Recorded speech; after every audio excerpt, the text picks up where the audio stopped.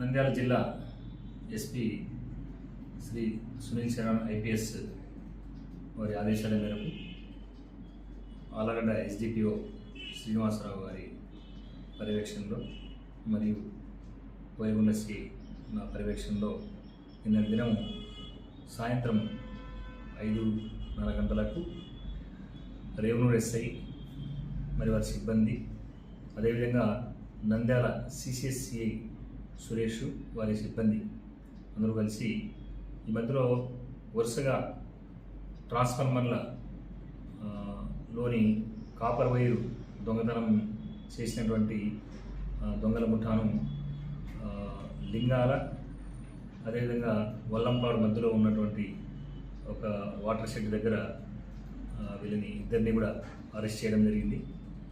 వీరు మొత్తం 3 కేసుల్లో గడివేముల పోలీస్ స్టేషన్ లిమిట్స్లో ఒక ట్రాన్స్ఫార్మర్ కొట్టినారు. అదేవిధంగా నంద్యాల తాలూకా పోలీస్ స్టేషన్లో ఒక ట్రాన్స్ఫార్మర్ కొట్టినారు. అదేవిధంగా రేవనూరు పోలీస్ స్టేషన్లో లిమిట్స్లో కలుగుట్ల దగ్గర ఈ రైతులకు పోయేటువంటి నీళ్లు వాటర్ ట్యాంక్ దగ్గర అక్కడ ఒక ట్రాన్స్ఫార్మర్ కొట్టినారు. వీళ్ళందరూ కూడా రైతులకి చాలా నష్టం కలిగించినారు.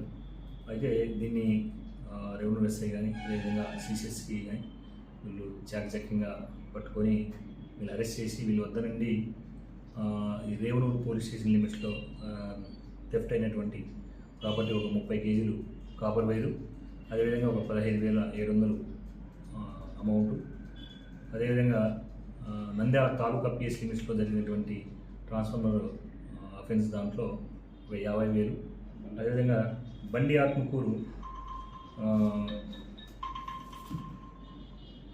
పోలీస్ స్టేషన్ లిమిట్స్లో జరిగినటువంటి ట్రాన్స్ఫార్మర్ థెఫ్ట్లో 18,000 రూపాయలు స్వాధీనం చేసుకున్నారు. వీళ్ళలో ఇంకా ఒక 3 వ్యక్తులు ఉన్నారు. వాళ్ళు కూడా అరెస్ట్ చేసి మిగతా ప్రాపర్టీ కూడా రికవర్ చేయడం జరుగుతుంది.